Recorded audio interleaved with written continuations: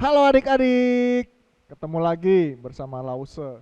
Kita akan mendengarkan firman Tuhan. Tapi sebelum itu kita akan berdoa. Kita berdoa.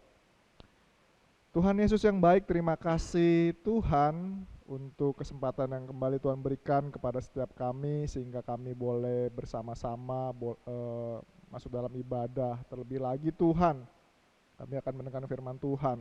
Biarlah firman yang akan disampaikan itu semua boleh kami mengerti dengan baik, terlebih lagi boleh kami jalankan, kami lakukan di dalam kehidupan kami sehari-hari. Di dalam nama Tuhan Yesus Kristus, kami berdoa, mengucap puji dan syukur. Amin.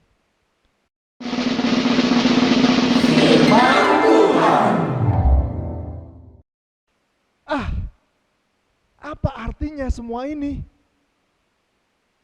Ini benar-benar membuat saya menjadi gelisah. Ini benar-benar membuat saya menjadi susah tidur. Apa sebenarnya artinya ya? Adakah seseorang yang bisa memberitahu aku apa arti semua yang terjadi padaku? Aku akan memanggil semua orang-orang pintar, semua orang-orang bijaksana, semua ahli-ahli jampi, ahli-ahli sihir untuk dapat mengartikan apa yang terjadi kepadaku. Nah, adik-adik, kira-kira begitu yang terjadi sama seorang raja yang tiba-tiba dia bermimpi tentang sesuatu hal. Raja ini menjadi sangat gelisah. Raja ini karena kegelisahannya dia menjadi sulit tidur. Akhirnya dia memanggil semua orang-orang pintar, semua orang-orang bijaksana, semua ahli-ahli sihir untuk dapat memberitahu dia mimpi apa beserta maknanya. Akhirnya orang-orang pintar, orang-orang bijaksana, ahli-ahli sihir semua datang menghadap raja, dipanggil sama raja. Raja lantas langsung meminta kepada mereka untuk dapat memberitahu apa arti dari mimpi sang raja berikut maknanya. Lalu mereka yang dipanggil sama raja bilang begini ke sama raja. Ya raja yang mulia, silahkan raja beritahu kepada kami apa mimpi raja, sehingga kami dapat memberitahu raja makna dari mimpi raja tersebut. Nah raja ini bilang enggak. Saya enggak akan kasih tahu kalian apa mimpi saya. Kalau saya kasih tahu mimpi saya apa, bisa jadi kalian nanti bohong-bohongin saya. Kalian bisa jadi menipu saya. Begitu ya. Sekarang yang saya minta kalian memberitahu apa mimpi saya, berikut berikan saya maknanya.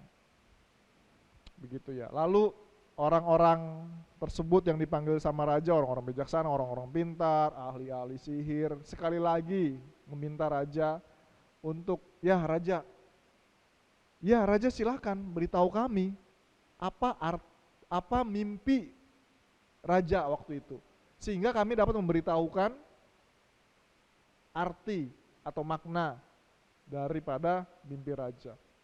Begitu ya, raja menjadi sangat marah. Begitu ya, kalau kalian nggak bisa kasih tahu apa mimpi saya berikut maknanya, maka kalian semua akan saya penggal. Lalu rumah kalian akan saya robohkan. Raja menjadi sangat marah. Lalu raja menyuruh untuk membunuh semua orang-orang bijaksana di tempat tersebut. Begitu, orang-orang ini bilang nggak mungkin lah ada orang yang bisa tahu mimpi seseorang tanpa dikasih tahu berikut memberikan maknanya. Orang-orang tersebut menyerah semuanya. Akhirnya raja marah dan memerintahkan untuk membunuh semua orang di tempat itu. Semua orang pintar, semua orang bijaksana. Nah berita ini itu sampai di telinganya si Daniel. Begitu ya. Kalau semua orang mau dibunuh berarti si Daniel termasuk teman-temannya Sadrak, Mesak, Abednego akan dibunuh juga. Lalu Daniel dengan bijaksana dia menghampiri kepala pengawal Raja Nebukadnezar. Lalu dia bilang, izinkan saya bertemu dengan raja. Begitu, saya akan mencoba untuk memberitahu makna dari mimpi daripada sang raja. Gitu. Akhirnya si Daniel ini berhasil bertemu dengan raja, dan Daniel meminta raja untuk memberikan dia waktu untuk memberitahu mimpi raja berikut dengan maknanya. Setelah bertemu dengan raja, dia buru-buru pulang. Dia menghampiri ketiga temannya, Sadrak, Mesak, dan Abednego. Daniel meminta kepada ketiga temannya ini untuk bersama-sama berdoa kepada Tuhan, begitu ya, meminta belas kasihan Tuhan, sehingga biarlah Tuhan yang berkata-kata melalui Daniel. Tiba waktunya, Daniel menghadap raja. Raja, aku akan memberitahu mimpi raja berikut dengan maknanya, begitu ya. Raja bilang, emang bisa kamu? Emang yakin kamu bisa? Kamu tahu ini hukumannya akan mati kalau kamu gagal, begitu ya. Daniel bilang, ahli-ahli sihir, orang-orang bijak semua, ahli-ahli jampi nggak akan bisa. Tapi Allahku di surga itu akan mengungkapkan semua rahasia yang raja alami. Lalu Daniel mulai daripada memberitahu mimpinya raja. Pada malam itu raja bermimpi, nampaklah sebuah patung yang besar, patung yang sangat tinggi. Kepalanya itu terbuat dari emas tua, lalu dada dan lengannya terbuat dari perak, perut dan pinggangnya terbuat dari tembaga, lalu pahanya terbuat dari besi, kakinya sebelah terbuat dari besi, sebelahnya lagi terbuat dari tanah liat. Dan tiba-tiba jatuhlah sebuah batu mengenai kaki daripada patung tersebut. Lalu patung tersebut hancur luluh seperti sekam. Sekam itu jerami kering gitu ya, yang kalau dibakar langsung hilang. Begitu, hancur semuanya. Lalu patung tersebut sudah hancur semua, batu tersebut yang menimpa patung ini, yang mengenai kaki dari patung ini, berubah menjadi batu yang besar seperti gunung. Nah, Daniel melanjutkan, itu adalah mimpi yang raja alami, mimpi yang raja mimpikan, begitu ya. Sekarang saya akan mengartikan daripada maknanya. Patung yang tinggi besar itu, yang kepalanya tadi terbuat dari emas, dada lengannya itu dari perak, perut pinggangnya dari tembaga, pahanya dari besi, kakinya dari besi dan tanah liat, itu menggambarkan kerajaan-kerajaan yang ada di dunia ini. Begitu ya. Lalu kerajaan-kerajaan di dunia ini semuanya itu sementara dan pasti akan hancur. Sementara batu yang menimpa daripada patung-patung ini adalah kerajaan Tuhan sendiri, yang nantinya kerajaan surga, kerajaan Tuhan ini adalah kerajaan yang kekal. Begitu. Itulah makna daripada mimpi raja yang disampaikan oleh Daniel kepada Raja Nebukadnezar. Mendengar hal tersebut, Raja Nebukadnezar lalu tersungkur, sujud, menyembah daripada Daniel. Begitu ya, raja memuliakan Daniel, begitu ya, karena Tuhan Allah lewat Daniel, Tuhan Allah memakai Daniel untuk mempermuliakan Tuhan. Begitu ya. Lalu raja menghadiahkan hadiah kepada Daniel. Tidak lupa Sadrak, Mesak, Abednego juga diberikan kuasa atas pemerintahan di kerajaan tersebut. Begitulah firman Tuhan. Di sini kita bisa belajar bahwa Daniel, Sadrak, Mesak, dan Abednego, apapun permasalahan yang mereka alami, mereka bersama-sama berdoa, meminta hikmat kepada Tuhan, agar Tuhan memimpin dan memberkati jalan mereka, begitu, agar Tuhan memberikan kebijaksanaan kepada mereka. Itulah firman Tuhan hari ini. Semoga apapun yang boleh kita alami dalam hidup kita, kita juga bisa seperti Daniel, Sadrak, Mesak, Abednego untuk selalu berdoa kepada Tuhan, meminta tuntunan, hikmat, dan bijaksana daripada Tuhan. Demikian firman Tuhan hari ini, kita berdoa. Tuhan Yesus yang baik, terima kasih Tuhan untuk firman yang boleh kami dengar. Biarlah Tuhan firman yang boleh kami dengar, boleh kami mengerti dengan baik. Terlebih lagi kami boleh melakukannya di dalam kehidupan sehari-hari. Di mana Tuhan, apapun yang boleh terjadi Tuhan izinkan di dalam kehidupan kami kami boleh seperti Daniel datang menghampiri Tuhan berdoa. Terima kasih Tuhan Yesus, di dalam nama Tuhan Yesus Kristus kami berdoa mengucap puji dan syukur. Amin. Sampai jumpa minggu depan. Dadah.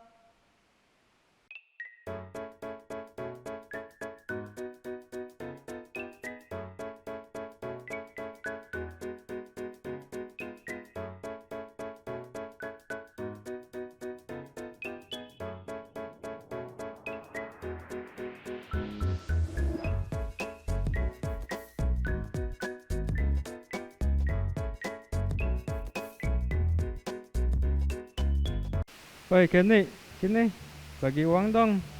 Cepetan 5.000 aja untuk jajan. Aku nggak ada uang, James. Masa sih 5.000 aja nggak ada? Cepetan mau jajan nih. Awas lo kalau kamu bohong. Nih, 5.000 nih.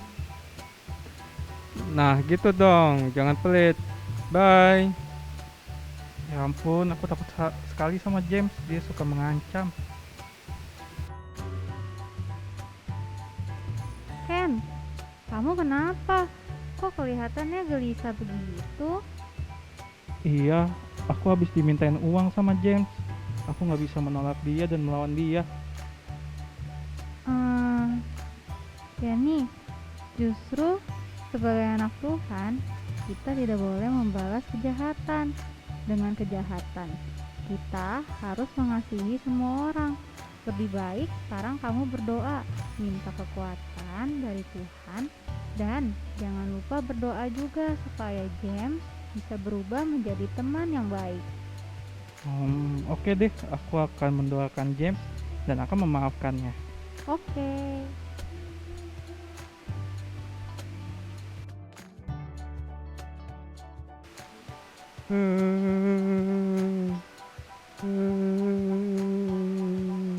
Hai James, kamu kenapa? Papa, aku sedang sakit dan dirawat di rumah sakit. Aku khawatir sekali. Tenang James, kamu jangan sedih. Tuhan pasti akan menolong kamu. Kamu juga jangan lupa berdoa dan meminta kekuatan kepada Tuhan supaya kamu bisa menghadapi masalah ini. Makasih ya Kenny, kamu sudah baik sama aku. Sama-sama ya James. Kamu juga harus berterima kasih kepada Tuhan karena Dia yang selalu baik kepada kita semua. Nah, teman-teman di rumah juga harus ingat ya, kalau kita punya masalah, kita harus tetap mengandalkan Tuhan dan berdoa meminta kekuatan dari Tuhan sehingga melalui kita nama Tuhan dipermuliakan.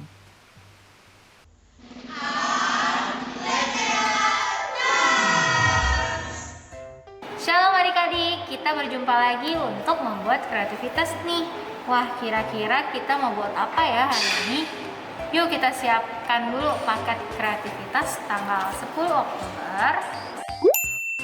Lalu kita siapkan juga nih alat-alatnya seperti gunting, spidol, adik-adik boleh pakai pensil atau pulpen. Lalu ada lem. Nah, pertama-tama kita mau gunting dulu kertas ini sesuai polanya ya.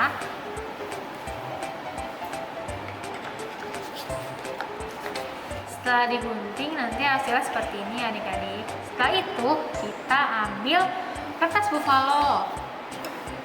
Nah, kita mau susun dan kita mau tempel mulai dari kepala, dada dan lengan, lalu pinggang, lalu pahanya, dan juga kaki. Seperti ini adik-adik. Setelah itu kita lem dulu ya.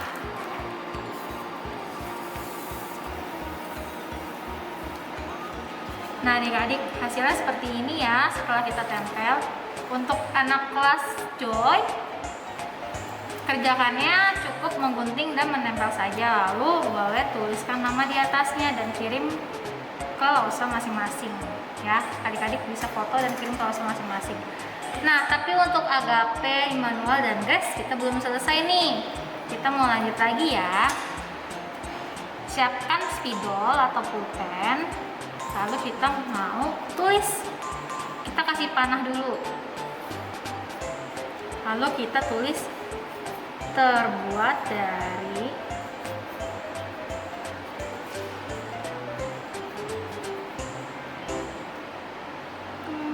titik.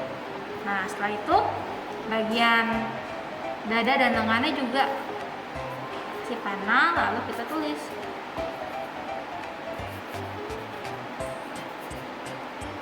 terbuat dari, begitu juga sampai bawah ya.